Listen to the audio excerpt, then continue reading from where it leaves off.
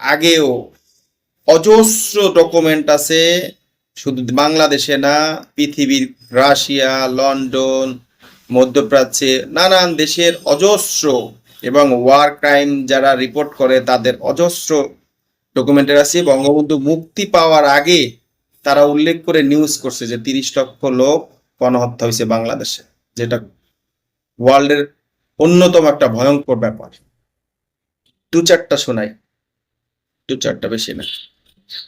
1972 সালে 8 জানুয়ারি বঙ্গবন্ধু পাকিস্তান থেকে মুক্তি পায়। এর আগে 1971 সালে 27 October London news paper the Hampstead and Highgate উল্লেখ করে নিউজ করছে যে 20 লক্ষ লোক হত্যা হয়েছে অক্টোবর মাসে। 1971 সালে 23 ডিসেম্বর পূর্বদেশ পত্রিকায়, বাংলাদেশের একটা পত্রিকা পূর্বদেশ পত্রিকায় 23 ডিসেম্বর, মাথায় রেখে 23 ডিসেম্বর, বঙ্গবন্ধু কিন্তু 8 জানুয়ারি মুক্তি পেয়েছে। তারা উল্লেখ করে নিউজ করছে বাংলাদেশে প্রায় 30 লক্ষ লোককে হত্যা করা হয়েছে।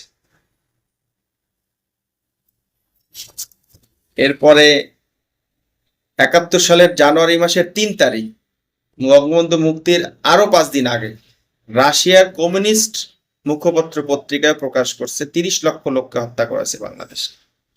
পৃথিবীর আরো অনেক অনেক পত্রিকায় অনেক জায়গাতে বঙ্গবন্ধু মুক্তি পাওয়ার আগে 30 লক্ষের কথা উল্লেখ করছে। ঠিক আছে, তাহলে এই যে আপনার এইটা ছিল তথ্যভিত্তিক ডকুমেন্টারি, আপনাদের তথ্যভিত্তিক ডকুমেন্টারির একটা টাচ দিলাম। ঠিক আছে, ক্যালকুলেশন করার বাকি দায়িত্ব আপনাদের 3,38,00,000 বিষয়। পরবর্তী ভিডিওতে আপনাদেরকে জানাবো যে আমাদের দেশে স্পষ্ট যে বধ্যভূমি যেখানে হত্যাকাণ্ড করা হয়েছে, যাদেরকে শুধুমাত্র খুলি গুনে গুনে গণনা করা হয়েছে যে কতগুলো লোক হত্যা করা হয়েছে, এই বিষয়ে জানাবো যে 30 লক্ষ সম্ভব কি সম্ভব না পরবর্তী ভিডিওতে। আমার এই ভিডিও অবশ্যই শুধুমাত্র স্বাধীনতা যুদ্ধের পক্ষের যারা লালন করেন তারাই শেয়ার করেন, বাকিদের শেয়ার করার দরকার নেই।